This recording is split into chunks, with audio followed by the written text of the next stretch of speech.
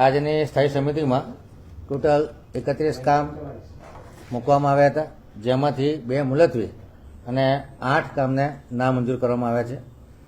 જે કામ મંજૂર થયા છે એમાં ખાસ કરીને જે પદ્માવતી શોપિંગ સેન્ટરવાળી બિલ્ડિંગ છે એ જર્જરિત હાલતમાં હોવાથી એનો એનડીટીનો રિપોર્ટ જે એક્સપર્ટ એજન્સી દ્વારા આપવામાં આવ્યો છે કે બિલ્ડિંગની હાલત ખૂબ ખરાબ છે અને ગમે ત્યારે બિલ્ડિંગ કોલેપ્સ થઈ શકે એવી કન્ડિશન છે. એટલે આ બિલ્ડિંગને વહેલામાં વહેલી તકે ડિમોલિશ કરવાનો ઠરાવ કરવામાં આવ્યો છે. દુકાનદાર કે જે ભાડુઆતો છે એમના માટે વૈકલ્પિક વ્યવસ્થા કરવા માટે કમિશનરને અલગથી દરખાસ્ત લાવવાનું સૂચવવામાં આવ્યું છે. અન્ય કામો જે મંજૂર થયા છે એમાં પૂર્વ ઝોનમાં વરસાદી ગટરની સાફ સફાઈનો ઇજારો છે જે 25% ઓછાના ભાવથી 60 લાખની મર્યાદામાં મંજૂર કરવામાં આવ્યો છે. અટલાદરા તળાવના ઓવરફ્લો માટે ખિસકોલી સર્કલ તરફ નવીન વરસાદી ચેનલ બનાવવાનું કામ છે એ 12% વધુ પ્રમાણે 6 કરોડ 19 લાખના ખર્ચે મંજૂર કરવામાં આવ્યું છે. ભીમ તળાવ જંકશનથી વાસણા બાંકો કાંસ સુધી વરસાદી ગટર નાખવાનું કામ 6% ઓછા પ્રમાણે 3 કરોડ 60 લાખ 15 હજારના ખર્ચે મંજૂર કરવામાં આવ્યું છે. Maneja cement company railway crossing કરીને રાજનગર તરફ તેમજ મકરપુરા રેલવે સ્ટેશન થઈને સત્યનગર તરફની નવીન પાણીની નળીકા નાખવાના કામને 37% વધુના ભાવથી 1 કરોડ 33 લાખ વત્તા જીએસટીના ભાવને મંજૂરી આપવામાં આવી છે. એવી જ રીતે વોર્ડ નંબર 19માં જાંબુઆ બેસિક સ્કૂલથી રાજપૂત ભવન સુધી આરસીસી રોડ તોડી અને 300 એમની પાણી નળીકા નાખવાના કામને મંજૂરી આપવામાં આવી છે. સ્વાતિ 3 રસ્તાથી ચાણક્યપુરી 4 રસ્તા ખાતે હાયર ડિલિવરી લાઇનમાં સ્ટ્રેન્થનિંગ કરવાની કામગીરીને મંજૂરી આપવામાં આવી છે. વોર્ડ નંબર 5માં ઝવેરનગરથી સુવર્ણલક્ષ્મી એપાર્ટમેન્ટ થઈ વૃંદાવન 4 રસ્તા સુધી 450 એમએમની પાણીની લાઇન નાખવાના કામને 27% વધુના ભાવથી 1 કરોડ 22 લાખના ખર્ચે નાખવાના આઇટમને મંજૂરી આપવામાં આવી છે. પાણી પુરવઠા શાખા દ્વારા ઉત્તર ઝોનમાં વોર્ડ નંબર 13 માટે ડીઆઈ નળીકા નાખવાના કામમાં 30 લાખની નાણાકીય મર્યાદા અને 3 માસની સમય મર્યાદામાં વધારો કરવામાં આવ્યો છે.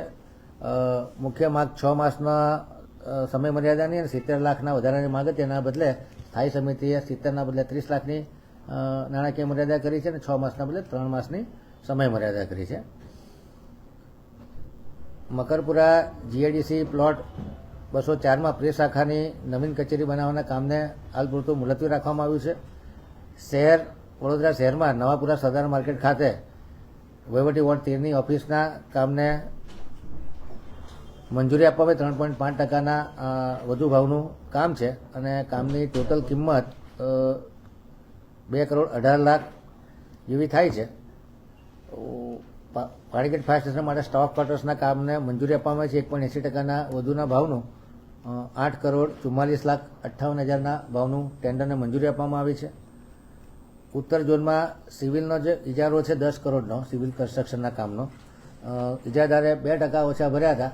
સ્થાયી સમિતિએ એ ભાવ ઘટાડો કરી અને 15% પૈસા ઓછા કરવાનું ઠરાવ્યું છે. 2%ના બદલે -15%. વડોદરામાં અગ્નિશમન માટે મિની વોટર ટેન્ડરના કામને મંજૂરી આપવામાં આવી છે, જેની કિંમત 85,31,400 રૂપિયા છે. અભિલાષા 4 રસ્તાથી છાણી તરફ જતા 18 મીટર પહોળાઈના રોડ કેનાલ પર આવેલ બ્રિજની પહોળાઈ વધારવાની કામગીરી 3 કરોડ 42,93,291ના ખર્ચે મંજૂર કરવામાં આવી છે.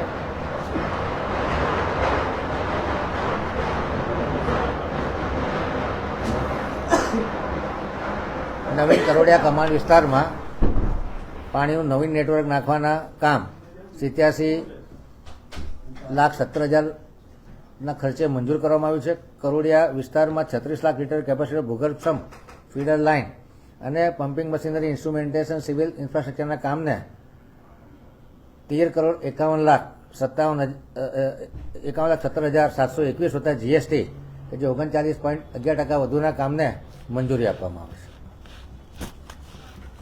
પદ્માવતી શોપિંગ સેન્ટર ક્યારે પૂછશે? મેં કીધું એમ કે દુકાનદારોને નોટિસ આપી અને એમને કમ્ફર્ટેબલ ટાઈમ આપવામાં આવશે. વૈકલ્પિક વ્યવસ્થા ફાળવ્યા બાદ દુકાનો ખાલી કરાવશે, કાર્યવાહી થશે કે નજીકના દિવસોમાં? કમિશનર સાહેબને સૂચના આપવામાં આવી છે કે વૈકલ્પિક વ્યવસ્થા માટેની દરખાસ્ત અલગથી લાવવાની રહેશે. આજની તારીખે સ્ટેન્ડિંગમાં બિલ્ડિંગ જર્જરિત છે અને જોખમી છે, એટલે ઉતારવાના કામને મંજૂરી આપવામાં આવી છે. દુકાનદારોને કમ્ફર્ટેબલ ટાઈમ આપવામાં આવશે. વૈકલ્પિક વ્યવસ્થા કઈ કરવામાં આવશે? એનું વૈકલ્પિક નવીન પ્લોટો વેપારી જોડે ચર્ચા વિચારણા કરી અને જે એમિકેબલ સોલ્યુશન આવશે એ પ્રમાણે નક્કી કરવામાં આવશે. એટલે વૈકલ્પિક વ્યવસ્થા ફાળવ્યા બાદ બિલ્ડિંગ ઉતારવામાં આવશે કે એ પહેલા જ? વૈકલ્પિક વ્યવસ્થા કરવામાં આવશે. ટીપી 9 નાગરવાડાના ફાઇનલ પ્લોટ નંબર 1 પૈકી ખુલ્લી જગ્યામાં ડ્રો પદ્ધતિથી જે પ્રકારે આપવાની વાત છે, એવી કોઈ ચર્ચા આજની સ્ટેન્ડિંગમાં થઈ? ના, એના માટે અલગથી દરખાસ્ત લાવવાની રહેશે. એનામાંથી અલગથી દરખાસ્ત લાવશે. એનો મતલબ એમ કે એક પ્લોટ નહીં, મલ્ટિપલ પ્લોટના ઓપ્શન વિકલ્પ પર સંકલન સમિતિ વિચાર કરશે. વિચારણા કરી છે ખરી અગાઉ આ બાબતને લઈને? ઘણા 3-4 પ્લોટો એમને બતાડ્યા છે. ઘણામાં આનાકાની હોય એટલે બૃહદ સંકલન કે જેમાં ધારાસભ્ય બેઠા હોય, સાંસદ હોય, પ્રમુખ હોય, મહામંત્રી હોય, ચેરમેન હોય, મેયર હોય, આ બધા ભેગા થઈ અને સિંધી વેપારીઓને કોઈ જાતનો અન્યાય ન થાય અને એમિકેબલ બંને પક્ષે સર્વસંમત હોય એવું સોલ્યુશન કાઢવાની કોશિશ કરવામાં આવશે. એક જ જગ્યાએ બધા વેપારીઓને સમાશે કે પછી મલ્ટિપલ બધી જગ્યાએ? બધા ઓપ્શન ખુલ્લા છે. સવારે જે પ્રકારે વેપારીઓ તમને એમના મનની વાત મૂકી હતી કે સંમતિ વગર આજે જાહેરાત આવી ગઈ, અમે ખાલી નહીં કરીએ ને એવી બધી વાત હતી, તો હવે તો કામ મંજૂર થઈ ગયું છે ને બિલ્ડિંગ જર્જરિત છે, તો પછી એ લોકો ખાલી નહીં કરે તો કડક રહ્યા પણ ખાલી કરીને બિલ્ડિંગ ઉતારવા છે? એવું જરૂર ના પડે એવી આશા રાખીએ. જરૂર પડશે તો વૈકલ્પિક વ્યવસ્થા આપવી જોઈએ અને એ માટે અમે પ્રયત્ન કરીશું.